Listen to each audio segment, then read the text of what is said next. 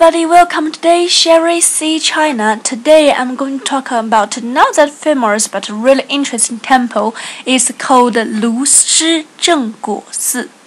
Lushizhengguo寺. So Lushi is a person, is a monk called Lushi. Okay, why is it special? First of all, it's so far away and so difficult to find. A lot of people live in Beijing for several years, they still don't know this temple because it's really difficult to find. It's in the deep of the mountain and almost on the edge. Okay, so it's so difficult to get into it, and when you get into, please be careful, don't fall down from the mountain.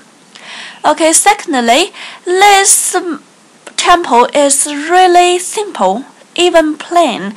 Like with all the other temples we have already talked about, they are magnificent with delicate wall painting or the decoration on the wall, on the poles, but this one is not.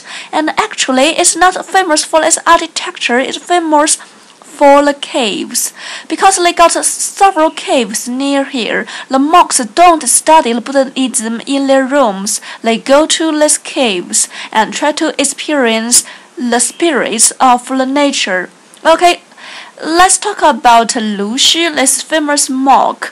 He used to be official of the government, but later on, after he retired, he went into the mountains and tried to be a good monk.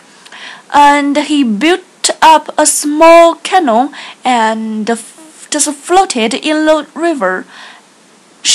He later got 2 signs of dragon as his students.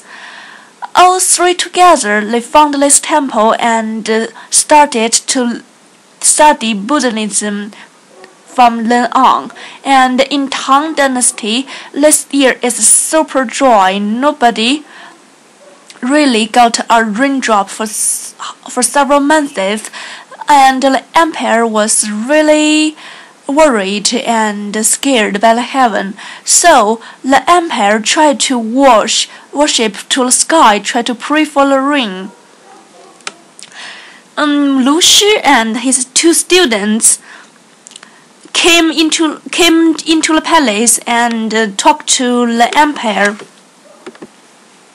saying that they got the message to pray for the rain, and these 2 students just became dragon in front of the emperor and got a rain. The emperor was so happy, so he redecorated this temple and built up statues of these 2 students and Lu Shi in this temple. After that, every year when there is no rain or just a little rain, the local people will just come to this temple and pray to these 2 dragon sons and Lu Shi together.